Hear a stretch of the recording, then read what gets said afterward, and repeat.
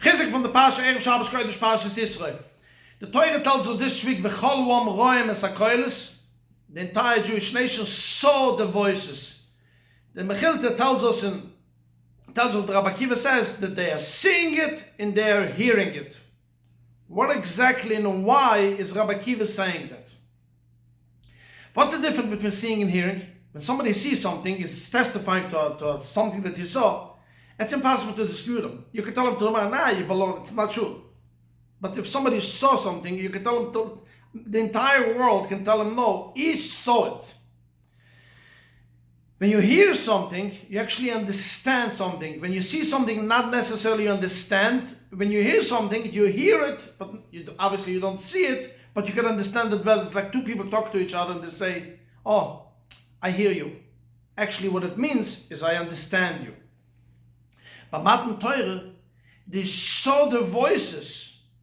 They saw it so clearly. They saw it, they heard it so clearly. It's like they were seeing it. You can't dispute it. But why is Rabbi Akiva saying it? Something fascinating. We could talk an hour about it. I'm going to make it very short. Rabbi Akiva was on a Moritz till the age of 40. He was just a shepherd. And Ruchel Eishes, Rabbi Akiva came to him. I'm going to marry you. I'm the daughter of the richest person I could get anybody in the world, get millions and billions of dollars. But I give away everything just to marry you with one condition. Are you going to learn Torah? He said, of course, if I marry you, yes. She promised him. They got married. After the chassan, after the sheva buchas, all the guests are back where they're supposed to be. And now it's time to go learn Torah. And Rabbi Akiva says, to be honest with you, I'm thinking about it. Not for me. What do you mean it's not for you? We're in agreement.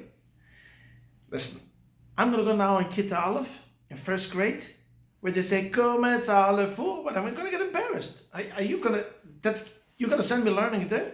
I'm going to be the fun of the town.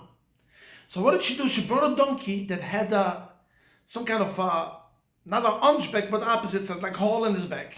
She filled it up with earth. In a tree, she brought a tree out of it. And she told him, go in the market, go in the next day when you're doing with your sheep, and take along the donkey. He said, okay. He went out, he came back at the end of the day. How was it? What? Don't ask, the entire town came to look at this funny donkey that has a tree out of his back. Same thing, next day. After a week, she says to him, no, how it's going on with the donkey? Nobody's interested. There's no news now. There's no garbage. Nobody's interested. Nobody cares about it. So she told him, you see that? When you're going to go in first grade, first day they're going to laugh. Second day they're going to talk about it. Third day they're going to send WhatsApp to everybody. Then it's over. Another day. The bush is good. Nobody's going to even know about it. And he accepted it. And it became Rabbi Akiva. Rabbi Akiva's wife, that's why Rabbi Akiva said it, because he said, the entire Torah that I have in my 24,000 Talmidim are from you, Rabbi Akiva's wife. Why? When she heard, I don't want to go learn Yeshiva. I don't want to go learn. She didn't see somebody who is a bum, not interested in learning.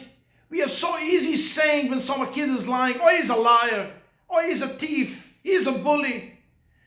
Rabbi Akiva's wife is teaching us, when I heard from him that he's not interested in going to learn, she saw something completely different. He has a challenge how to overcome embarrassment.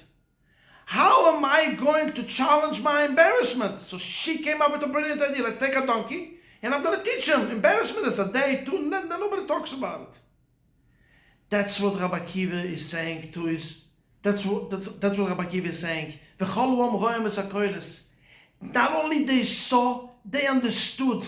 My wife, when she heard from me, I don't want to go. She didn't see a bum. She looked inside me and she saw somebody who has a lot of qualifications, a lot of specialties, but he has a challenge. Let me teach him how to deal with challenges. And that's why Rabbi Akiva says, they saw and they heard. You know why?